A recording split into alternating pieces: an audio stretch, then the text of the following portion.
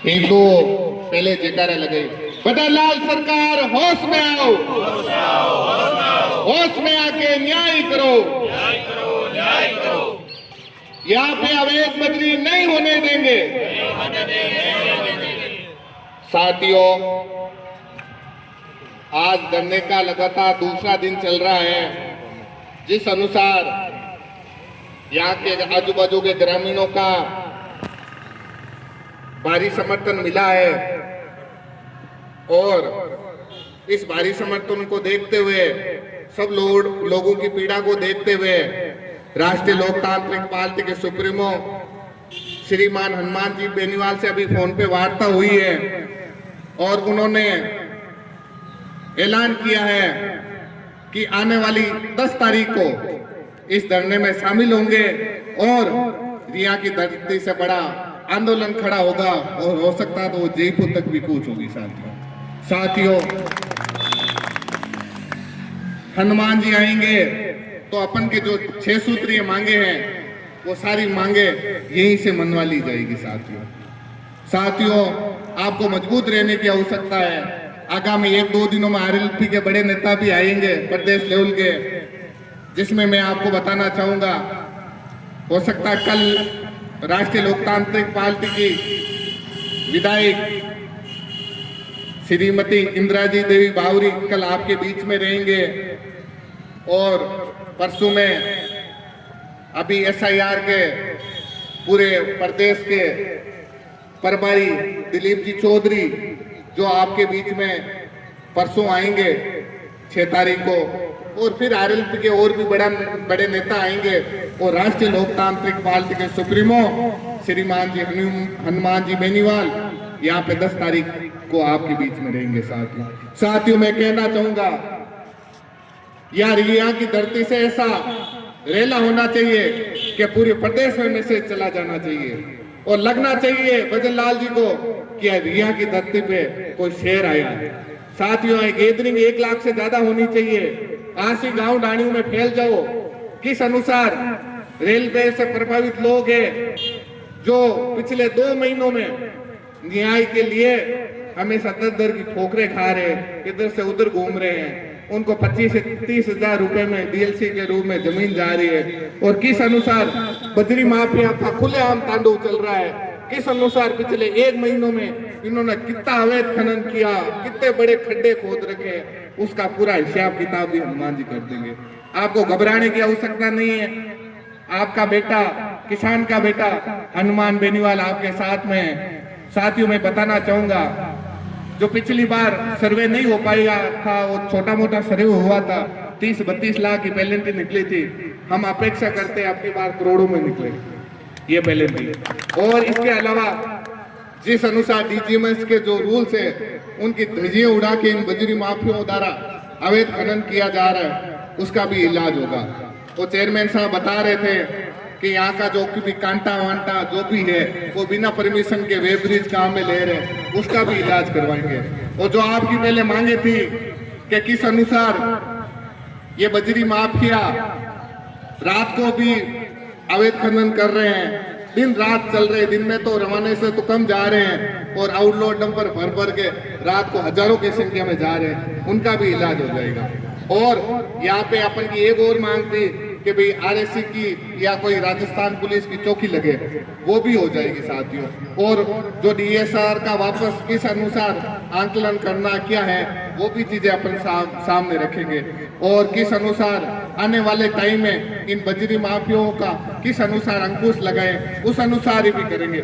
और जो आपने पीछे किसानों के ऊपर जो मुकदमे हुए थे, जो लोग नागौर या दूसरी जगह गए हुए थे, इसमें काफी नाबालिग और भी लोग थे, आप सब लोग कह रहे हो कि उस अनुसार मुकदमे हुए, वो भी मुकदमे वापस लिए जाएंगे।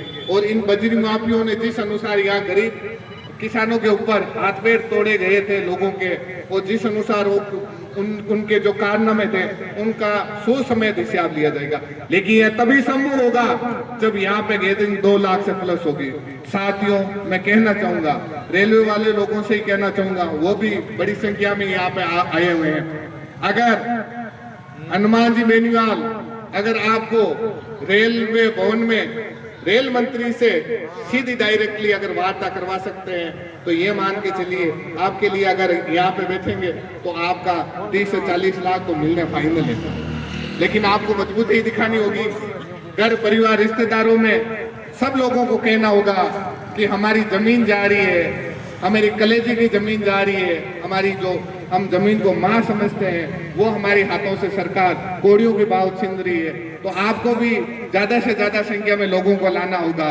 और साथियों, इसके अलावा जो एक बड़ा गौचर का मुद्दा है जो उधर गोठन के पास में कुंदलो और धनापक है, वहां के भी प्रतिनिधि लोग आ रखे हैं। मैं उनसे ही कहना चाहूंगा अगर ये गौचर चली गई तो आने वाली पीढ़ियां और आपकी गौ माताएं खत्म हो जाएगी। और मैं तो कहना चाहूंगा उस गौचर भूमि में किस अनुसार आप उसको बचा सकते हो, गौ माता को किस अनुसार आप आने वाले टाइम में उस भूमि को बचा सकते हो। इसके अलावा यहाँ सरगासनी से भी लोग आ रखे हैं, इनकी मंडी की भी मांग है कि हमारे तथ्य छुपा के जो मंडी बना रखी है इन्होंने, और किस अनुसार हमारे संस्थान है, वहाँ पे गौचर भूमि हमारी, वहाँ पे हॉस्पिटल बने हुए हैं, और इसके अलावा वहाँ पे हमारा एक मान्यता प्राप्त गौशाला भी है और स्कूल भी है। तमाम तथ्य छुपा के वहाँ के सरपंच ने इनकी एनओसी दे दी है, वो भी मुद्दा प्रायोरिटी से रखा जाएगा। आपको भी 100% चेंज न्याय मिलेगा। लेकिन ये तभी संभव होगा जब राष्ट्रीय लोकतांत्रिक पार्टी के सुप्रीमो यहाँ आपके रिया की धरती पे आए, तो आप लाखों की संख्या में भीड़ इकट्ठा करोगे तभी संभव होगा। साथियों, इसके अलावा जो अतिवृष्टि से जो भी किसान प्रभावित है, आपदा में रिया के 122 गांव नहीं लिए गए हैं, उन गांवों को भी कैसे लिरवाएं, और मेरता के 74 गांवों को नहीं लिया गया, उनको भी अतिवृष्टि में कैसे लें। क्योंकि मैं बताना चाहूंगा मेरता के विधायक श्रीमान लक्ष्मण राम जी कलरू और मेरता के एसडीएम साहब साहिबा, वो 2-2 फीट पानी में खड़े रह के फोटो खिंचवाते हैं जिस गांव में, उस गांव को ही आपदा की श्रेणी में नहीं लिया गया। तो साथियों, ये सिस्टम और सरकार का बड़ा फेल्योर है, इसको भी हम ऐड करवाएंगे। संपूर्ण मेरता विधानसभा के तमाम गांवों को आप आपदा में घोषित करवाएंगे। और इसके अलावा जो फसल बीमा का चल रहा है, किस अनुसार सरकार से टाइमली प्रीमियम तो लिया जा रहा है और किस अनुसार किसानों को क्लेम नहीं मिल पा रहा है। जिन किसानों को क्लेम मिल पा रहा है, जिनकी जमीन बंजर पड़ी है और जो लोगों की फसलें खराब हुई है, उनको 1 रुपया नहीं आता है। कुछ जैसे 100, 200, 500, 1000, 1500 इस अनुसार क्लेम लोगों के आ रहे हैं। और नेताजी की ने एक सबसे बड़ी मांग की थी, अगर जिन लोगों को आप गांव में क्लेम दे रहे हो, उनका एक सार्वजनिक पटल पे आप उसकी प्रतिलिपि चिपकाए कि फलान जी को इस गांव में क्लेम दिया गया है। ये इस मुद्दे को हम प्रायोरिटी से रखेंगे। इसके अलावा एक इसमें एक और मुद्दा है जो हाई टेंशन जो लाइन जा रही है बिजली की, किसानों को मूर्ख बना के कुछ मात्र रुपए, जो ऊंट के मुंह में जीरे वाली बात है, कुछ 5 से 10-15 हजार में रुपए में उनकी वो खेत में पोल रोप रहे हैं और 2-2 बीघे जमीन खराब हो रही है, कंस्ट्रक्शन कर रहे हैं। तो साथियों, हम कहना चाहेंगे उन भी किसानों को 20 से 25 से 30 लाख रुपए मुआवजा मिले। क्योंकि आपने देखा होगा अभी एक इंडियन ऑयल की लाइन गई थी, उसमें किसानों को बोला गया कि आपकी जमीन खराब नहीं हो रही है, 3 फीट नीचे लाइन जा रही है, आपको क्या दिक्कत है, आपको 5-10 हजार मिल ही रहे हैं। वहाँ के लोकल जो भी आ रही थे और लाइटिंग के लोग थे, उनको कंपनी वालों ने लगा दिया और ये हुआ कि 10-10 हजार में लोगों से साइन करवा लिए और उनकी संपूर्ण जमीन जहाँ पे वो ऑयल, इंडियन ऑयल की पाइपलाइन निकली थी, वो कंपनी के नाम चढ़ गई। उनके साथ भी 420 हुआ। उन लोगों को भी कैसे किस अनुसार आने वाले टाइम में उचित मुआवजा कैसे दिलवाए, और ऐसा इन पोल वालों, खंबे वालों के साथ में ना हो, इसके लिए भी हमने नेताजी से बात की। साथियों, मैं आपको बताना चाहूंगा, अगर ये तमाम 6 सूत्रीय मांगों को लेके अगर राष्ट्रीय लोकतांत्रिक पार्टी के सुप्रीमो श्रीमान हनुमान जी बेनीवाल आपके बीच में आ रहे हैं, तो साथियों, इन सब चीजों का हाथों हाथ निपटारा होगा। या तो हनुमान जी जयपुर की तरफ कूच करके उनको मनाएंगे या मौके पर प्रशासन मान जाएगा। लेकिन ये तभी संभव होगा कि हनुमान जी अभी सत्ता में तो है नहीं, जनता के पावर से ये सब चीजें मानी जाएगी। जनता का पावर आप लोगों के हाथ में है। ज्यादा से ज्यादा संख्या में आप लोगों को इकट्ठा करोगे और हर गांव ढाणी तक पहुंच के लोगों को सूचित करोगे तो आने वाला टाइम आपके लिए अनुकूल है साथियों। और मैं कहना चाहूंगा किस अनुसार मेड़ता में प्रशासन की गुंडागर्दी चल रही है, वो भी अब कल से आपने देखा ही होगा, थोड़ा बहुत तो दिमाग ठीक हो गया और हनुमान जी आएंगे तो उस टाइम पूरा ही पूरा ठीक हो जाएगा। मैं तो कहना चाहूंगा ऐसा किसान नेता आपको मिलेगा नहीं साथियों। जो भी आपके पीछे कुछ भी किन लोगों के साथ में अन्याय हुआ, सबका एक एक पाई से हिसाब होगा। लेकिन साथियों आपको हनुमान जी को मजबूत करना होगा। हनुमान जी के साथ में आपको तन मन धन से हर टाइम खड़ा रहना होगा साथियों। आज रिया में आप बड़ी संख्या में आप इस धरने पे पधारे। मैं तो कहूंगा कल भी बड़ी संख्या में आएंगे।